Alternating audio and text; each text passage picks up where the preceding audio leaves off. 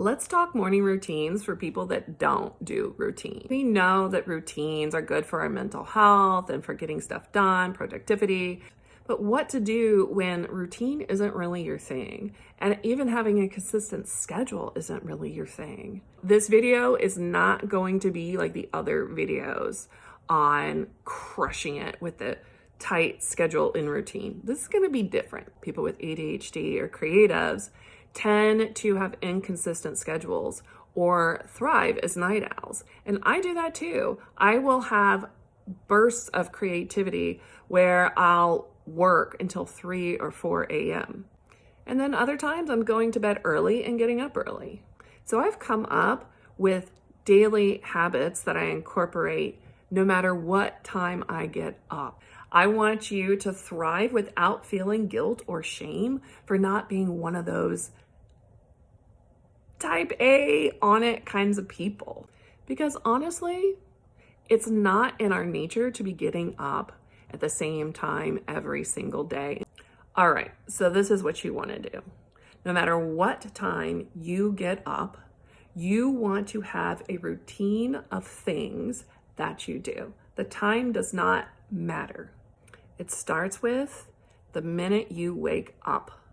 So I want you to think about what you want those minutes to look like when you wake up. Start with one thing and then add in another and add in another as it feels good and right and appropriate for you and your needs. It signals messages to your mind that we're starting the day, and it's an act of self-care and self-love first thing in the morning. Are you going to stretch, journal, read? Is there going to be meditation? Is there going to be exercise? Are you going to have a green drink? Set yourself up, have a big glass of water on your nightstand, have your supplements there. Take those first thing in the morning. A coffee, a matcha latte, that's my thing. Ideally, you don't look at your phone for quite a while after waking up, but I'll let you decide what's best for you. When I was in a real low place and I had a hard time really doing anything, this one little thing made a huge difference for me. And that was taking the time to hand make a matcha latte with my own homemade plant milk. And I noticed that when I would make it, I had a really great feeling.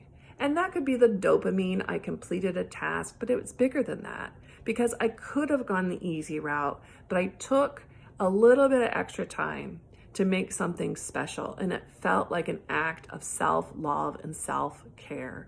And I would bask in that glow of feeling that appreciation for the act of service that I did for me, not for anyone else, for me. And then I started adding on from there.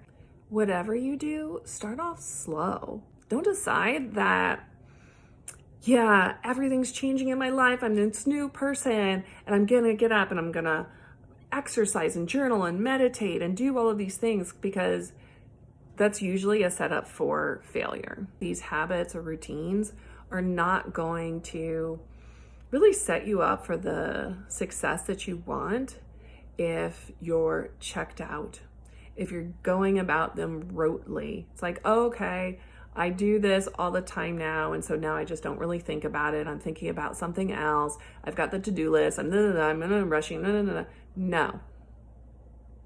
Take the time to be present with yourself. Really tell yourself, as you're putting on those serums, nice things about yourself. The time and attention that you give to something or someone is an act of love. And so when you give that time and attention to yourself, that is love.